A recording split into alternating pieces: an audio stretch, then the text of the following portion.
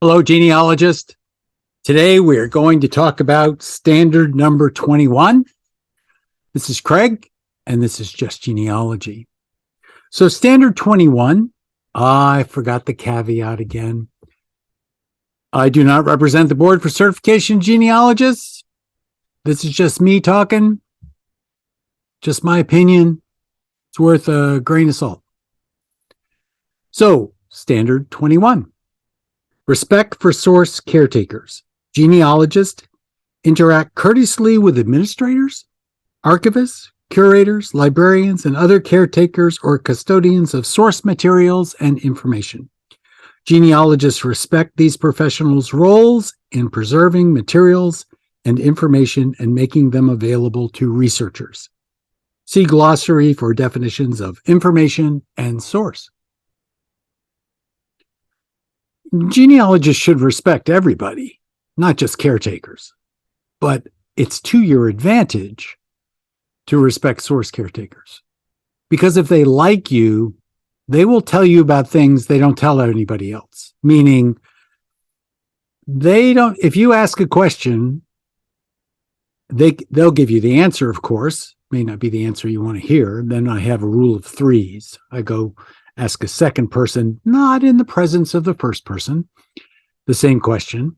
And if that doesn't work out, I'll ask a third person, not in the presence of the first or second person, because knowledge is specific to individuals. So someone may know better than someone else. You also have the issue of people have varying definitions of what genealogical information is. My definition of genealogical information is anything. Person, place, date, event, unit, anything. It's all genealogical.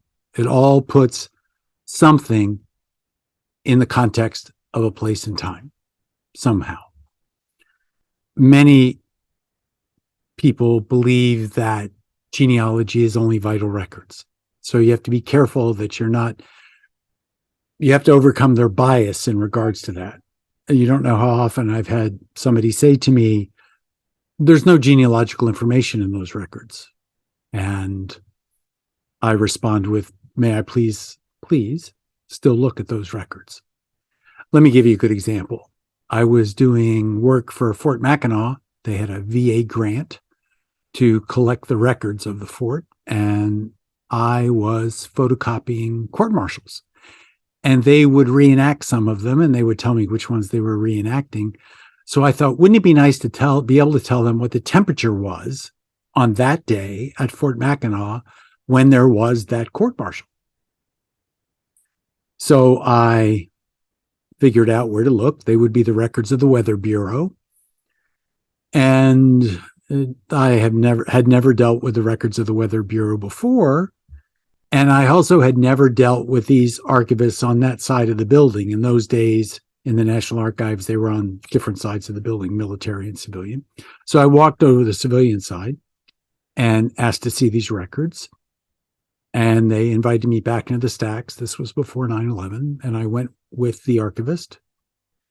And she took me to a cabinet, pulled out a drawer, and said, "Are these the records you're looking for, Mr. Scott?" And I said, "Yes, they are." And she said, "Mr. Scott, no one has ever looked at these records before."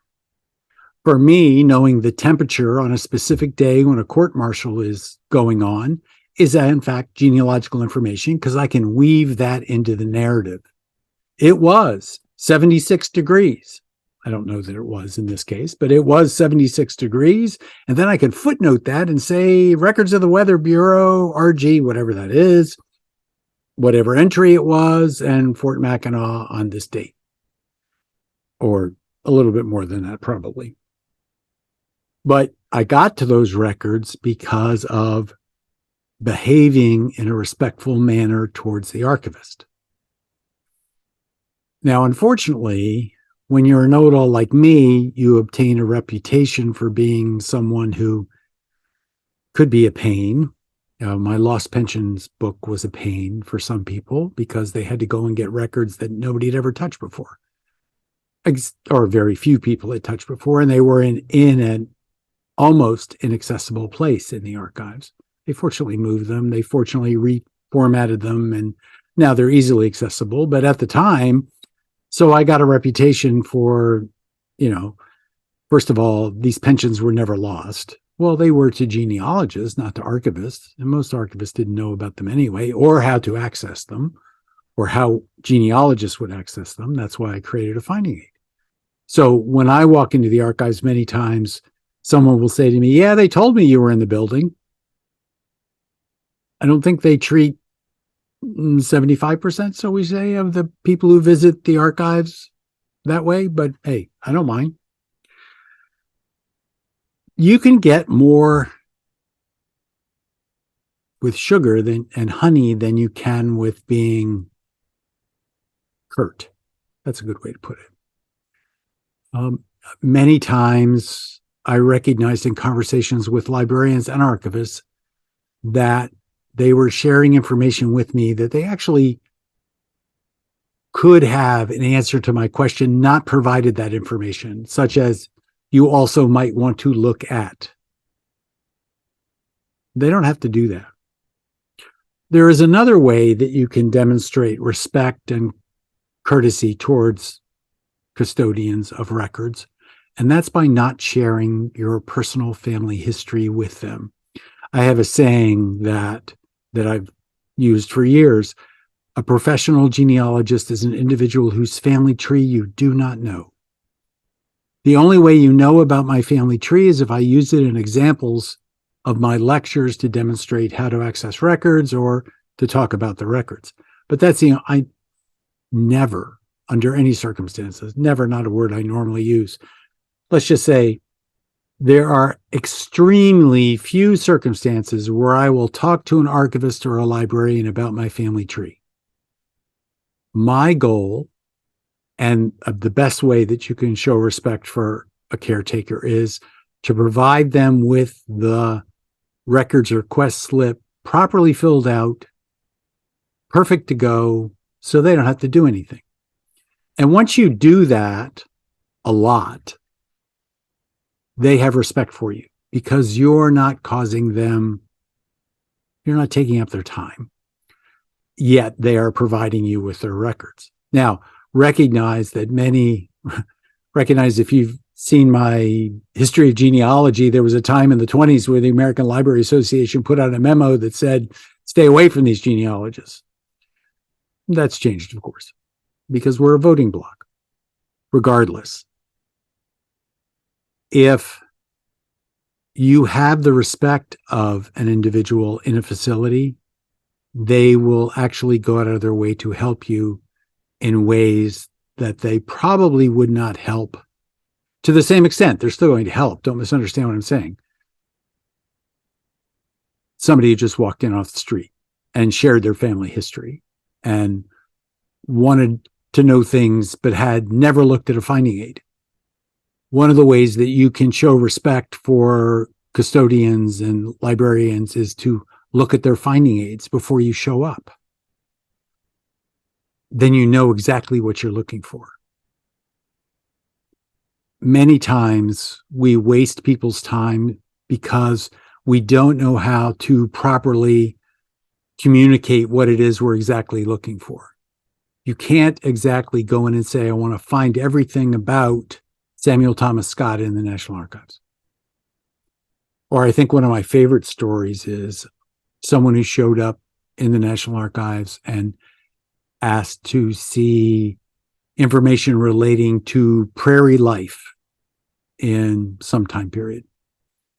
And this actually related to the time period that was on TV with the Wilders. I forget the name of that show. And so the archivist mentioned, well, we have whatever her name was, the daughter's papers here, because they were given to the archives, and I think they're in the archives gift collection. And the person, a PhD, who made it clear she was a PhD from the beginning, which is not something you should do, said, oh, that's fake. That's not real. That's a television program. Not realizing that the television program was based on something, and the Wilder papers were in the archives, or are in the archives. I would hear stories about people who would show up at the archives and they would say, I want everything about this person, or I want the family history of this person.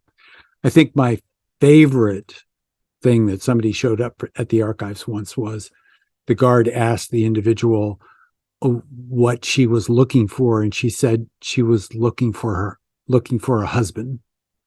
And the guard thought, this isn't exactly the right place to do that.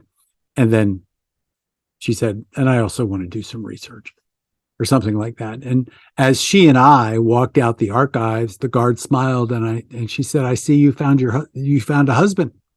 And it happened to be my wife who was asking that at the time. So anyway, so much fun. This probably is one of the, how do I gauge this?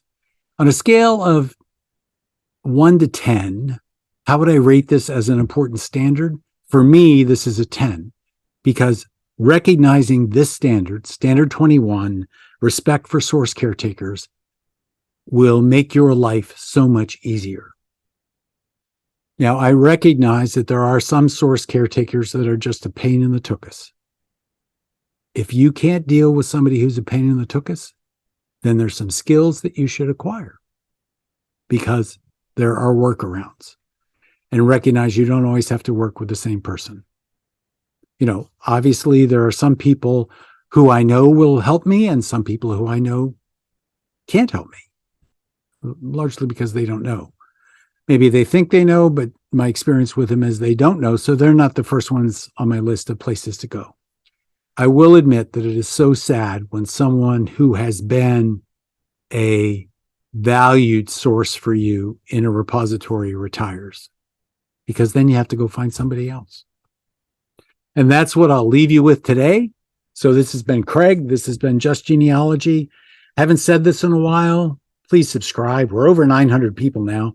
Please watch as many hours as you can, because I'm not doing this every day like I was before. I'm losing hours, and I don't like losing hours because I need 4,000 of them, and I just have over a little bit, 2,000. Please tell your friends.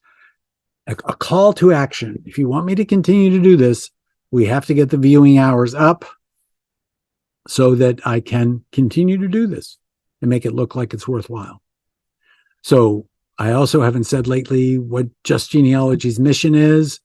It's converting people doing genealogy into genealogists. And recognize when you visit a facility, you can be a person just doing genealogy, or you can be a genealogist. And I can assure you that if you have the respect, you're likely on the road to being a genealogist if you aren't one already. I will see you next time.